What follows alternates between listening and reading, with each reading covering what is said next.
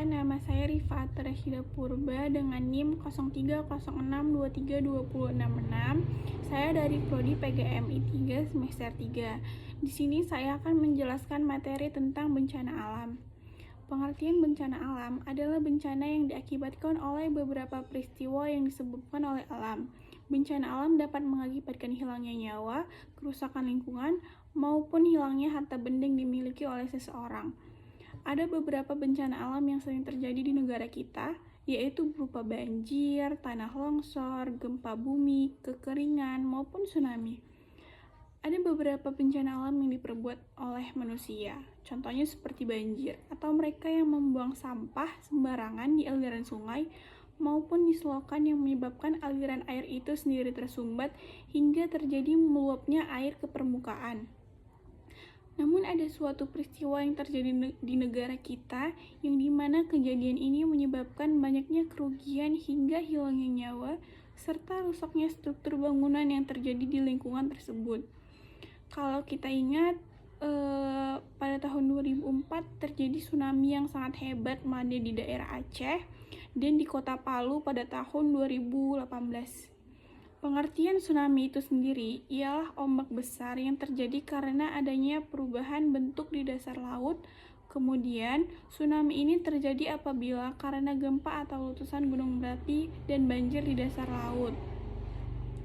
Kemudian, ciri-ciri yang dapat menyebabkan tsunami yang pertama, gempa bumi di dasar laut. Yang kedua, kedalaman gempa kurang dari 60 km. Ketiga, magnitudo gempa lebih dari 60 skala Richter. Kemudian, tsunami ini memiliki dampak yang sangat merugikan bagi masyarakat. Yang pertama ada rusaknya struktur dan infrastruktur bangunan yang terjadi akibat air laut yang meluap ke daerah daratan. Yang kedua, banyak sekali memakan korban jiwa. Ketiga, tercemarnya lingkungan yang disebabkan banyaknya barang-barang yang hanyut atau terdampar yang akan menumpuk menjadi sampah. Kemudian air bersih juga akan tercemar. Kemudian ada beberapa cara siaga apabila terjadi tsunami.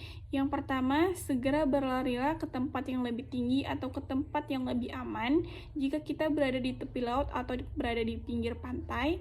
Yang kedua, pergilah ke tempat evakuasi yang sudah disiapkan atau ditentukan. Yang ketiga, kamu bisa menyiapkan tas siaga. Keempat, membuat jalan evakuasi yang terdekat dari tempat kamu. Kelima, mencari informasi penting dari lembaga resmi seperti Badan Meteorologi dan Klimatologi dan Geofisika atau BMKB perihal bencana yang terjadi pada saat itu. Sekian penjelasan yang dapat saya jelaskan. Apabila ada yang kurang saya mohon maaf. Wabillahi taufiq wal hidayah. Wassalamualaikum warahmatullahi wabarakatuh.